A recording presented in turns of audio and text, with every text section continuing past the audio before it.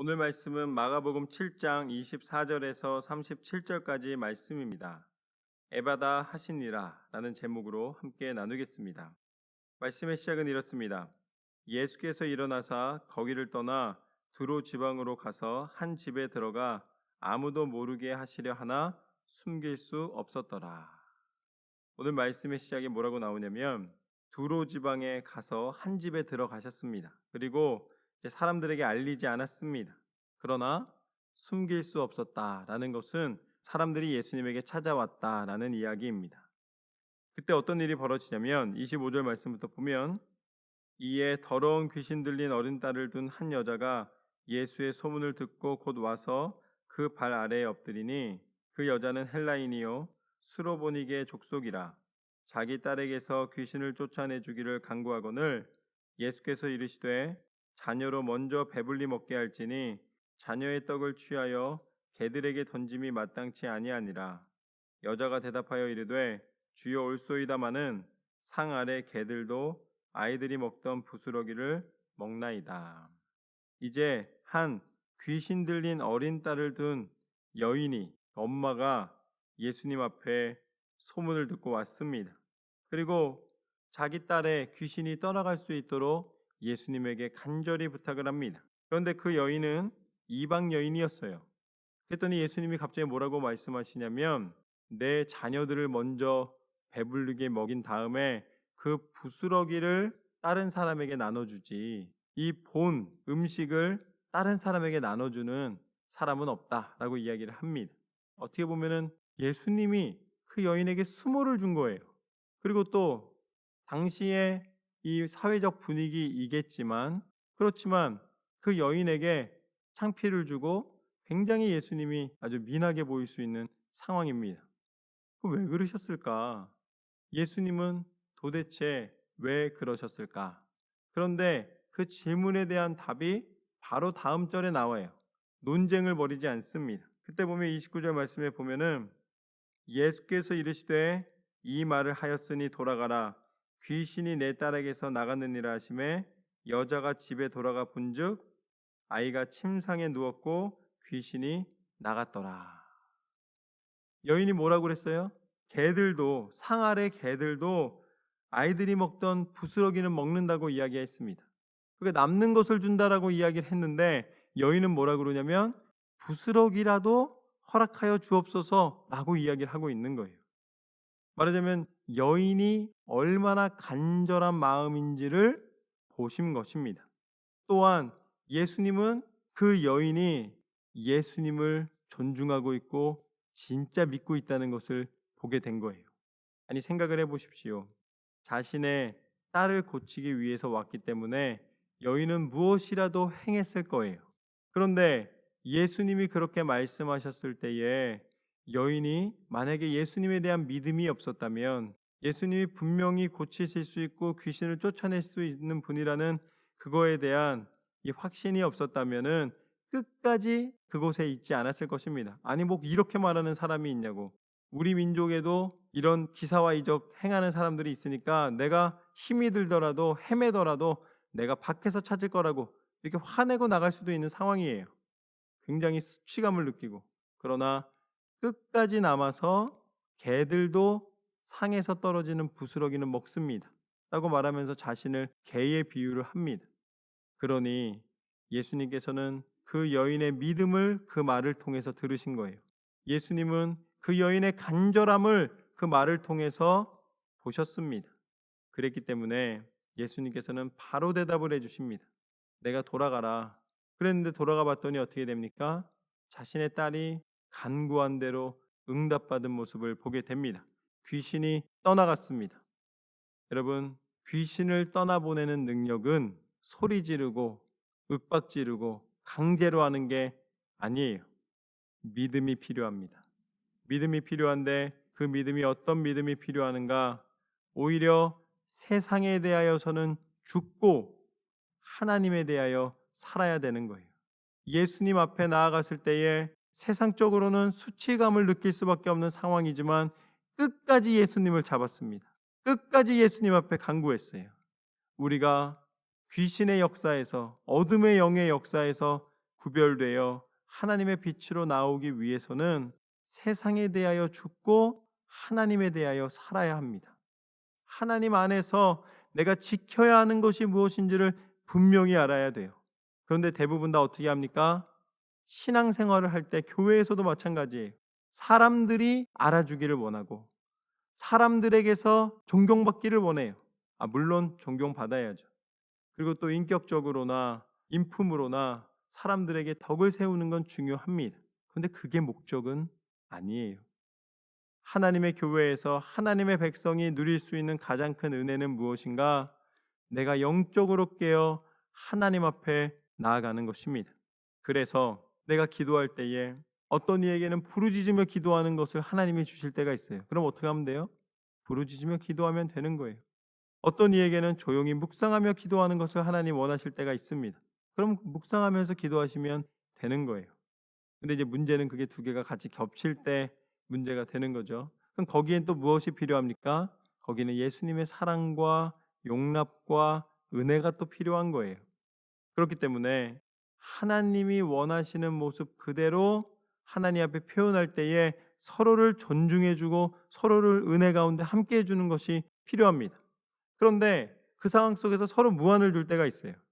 뜨겁게 부르짖는 사람은 야 너는 왜 이렇게 조용조용 기도하냐 라고 말할 수가 있어요.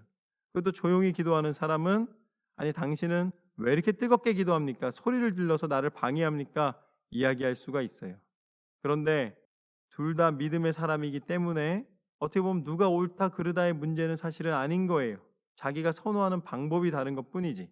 그럴 때에는 교회가 지혜롭게 그것을 좀 분리시켜 줄 수 있는 길을 모색한다든지 음악을 틀어서 어떤 해결 방법을 둔다든지 하지만 근본적인 것은 하나님 앞에 나아가는 자는 내가 지금 하나님이 원하시는 것을 행하는 것이 맞습니다. 그렇기 때문에 하나님의 능력이 나타나는 그 길 안에서는 교회가 판단하거나 서로를 판단하기보다는 서로를 존중해주고 인정해주는 게 필요해요. 쉬운 문제 같지만 어려운 문제입니다. 실질적인 부분이에요.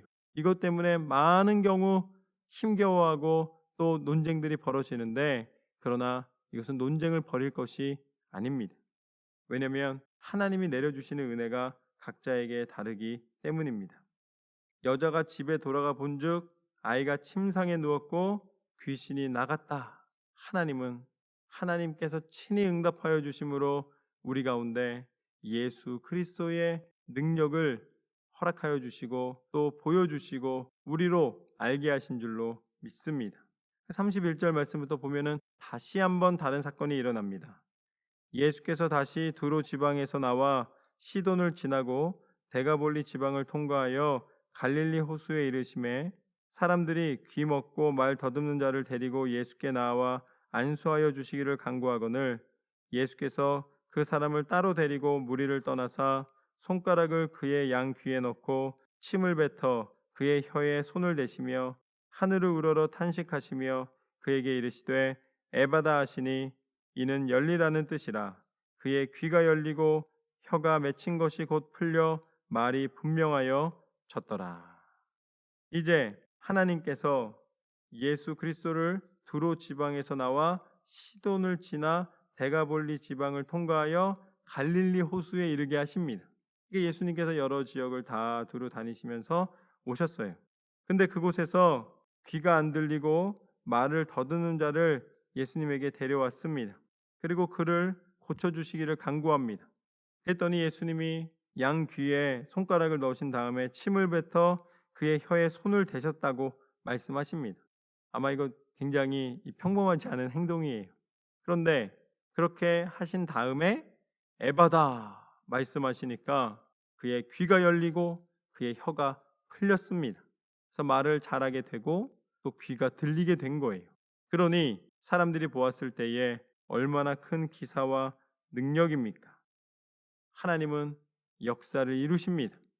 예수 그리스도께서 이 땅 가운데 오셔서 하나님의 놀라운 역사와 은혜를 나타내십니다. 36절 말씀에 보면 이렇게 나와 있습니다. 예수께서 그들에게 경고하사 아무에게도 이르지 말라 하시되 경고하실수록 그들이 더욱 널리 전파하니 사람들이 심히 놀라 이르되 그가 모든 것을 잘하였도다. 못 듣는 사람도 듣게 하고 말 못하는 사람도 말하게 한다 하니라. 예수님은 어떻게 보면 더 소문을 내서 더 많은 사람에게 이 혜택을 주어야 될 것 같이 보이는데 사람들에게 이것을 알리지 말라고 말씀하십니다. 때로는 숨어 계시고 때로는 은밀한 곳에 가시고 또 때로는 이것을 말하지 말라고 말씀하세요. 대부분 그렇게 말씀을 하십니다. 그러면 예수님 말씀하셨으니까 그대로 알려지지 말아야 되잖아요. 그런데 소문은 더 많이 납니다. 더 많은 사람들이 모이게 되는 거예요. 그러니 여기선 두 가지 의문이 듭니다. 예수님은 왜 사람들에게 알리지 말라고 하셨을까? 그리고 그와 반대로 점점 사람들은 더 많이 이것을 알게 되고 모이게 될까? 라는 의문이 드는 것이 당연합니다. 그런데 여기서 중요한 것이 있습니다. 여기서 드러나는 두 가지는 무엇이냐면 사람은 떡을 구하고 표적을 구한다는 거예요. 결국 예수님 앞에 나와서 무언가 해결을 받기를 원하는 거예요. 그것을 제가 혜택이라고 표현하겠습니다. 사람들은 혜택을 받기를 원하는 거예요. 고침을 받든지 어떤 무엇을 얻어가길 원하는 거예요. 하늘의 비밀을 가르침을 받으면 그것이 구원의 통로로서 영적인 것으로 받아들여져야 되는데 놀라운 가르침으로 받아들여지고 지식적인 것이죠. 그리고 기사와 표적과 이사를 보면은 그것을 통해서 나음을 잇는 것, 그런 것들을 기대하는 거예요. 그렇기 때문에 결국 사람들은 점점 더 모이는 것입니다. 그래서 나에게도 뭐가 얻어지는 것이 없을까라는 사람의 성향이 드러나게 됩니다.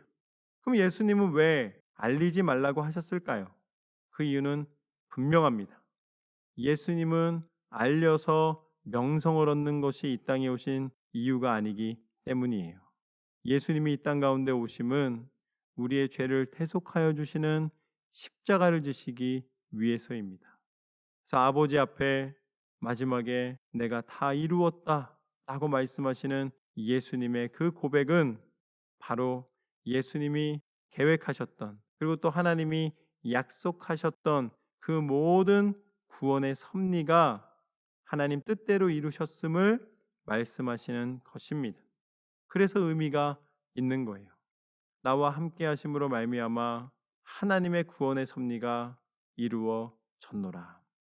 예수 그리스도께서 결국 이 땅 가운데 오신 그 모습대로 세상의 왕이 되지 아니하셨고 영원한 왕이 되어 주시사 구원의 통로가 되어 주시고 이 땅 가운데 다시 부활하시사 십자가의 죽음으로 끝나지 않으시고 다시 부활하시사 영원한 생명의 구주가 되시며 우리를 천국 백성 삼아 주시는 그 은혜 가운데 우리를 불러주시고 허락하여 주셨습니다. 이것이 바로 하나님의 놀라운 섭리이며 하나님의 축복입니다. 귀신이 쫓아가는 것, 그것은 당연한 일이라는 거예요. 예수님이 계획하신 일, 예수님이 이루셔야 되는 일은 십자가였기 때문에 예수 그리스도를 통하여서 귀신이 물러가고 하늘의 비밀이 선포된 것은 믿는 자에게 주시는 당연한 은혜입니다. 우리가 기도할 때에 예수님의 이름이 선포되는 곳에 성령께서 역사하시사 귀신이 떠나가고 병든 자가 나음을 입고 하나님의 지혜를 얻고 구원의 역사가 나타나게 될 줄로 믿습니다. 그리고 이제는 하나님이 우리에게 주신 그 믿음의 확신으로 말미암아 날마다 매 순간마다 기쁨과 은혜를 누리며 승리하는 삶이 될 줄로 믿습니다. 오늘 말씀에 나온 것처럼 믿음으로 하나님을 바라보며 하나님의 뜻 가운데 순종함으로 승리하는 저와 여러분의 삶이 되시기를 주님의 이름으로 축원합니다.